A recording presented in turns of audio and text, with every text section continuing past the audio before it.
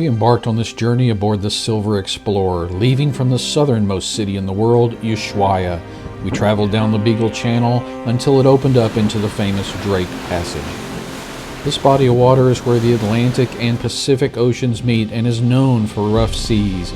We had 2 days of relatively calm Drake Passage. Our destination was just off the Antarctic Peninsula, Deception Island.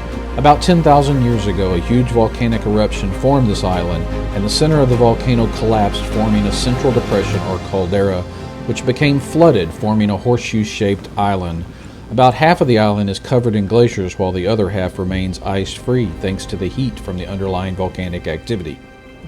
The seal fur industry set up camp here between 1819 and 1825 until the seal population was bordering on extinction, at which time the island was abandoned.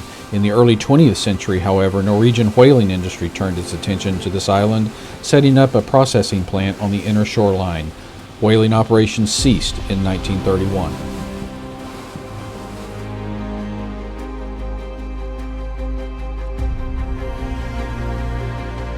While we were all busy getting on our multiple layers and all our gear and getting final instructions from the ship's crew, the captain came over the loudspeaker and said, "Folks, you're going to want to see this."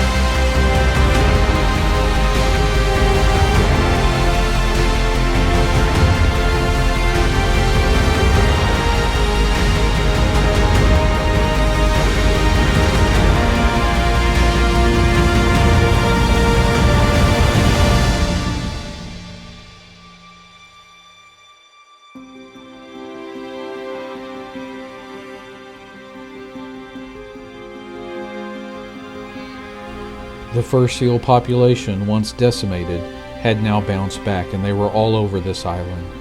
The fur seals have an average weight of 300 pounds and an average lifespan of 20 years. Their diets consist of krill, fish, and squid.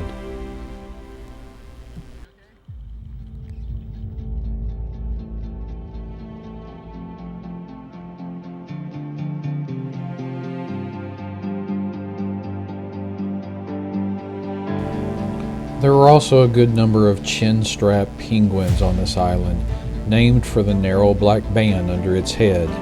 They weigh in at 7 to 12 pounds. Their diet consists of fish, krill, and shrimp, and squid, which they can swim up to 50 miles offshore to obtain.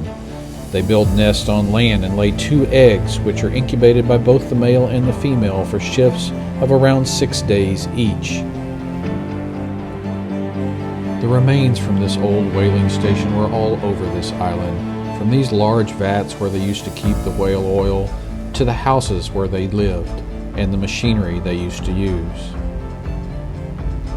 It was a beautiful place though, so please enjoy some photos of mine for the rest of our time on this island.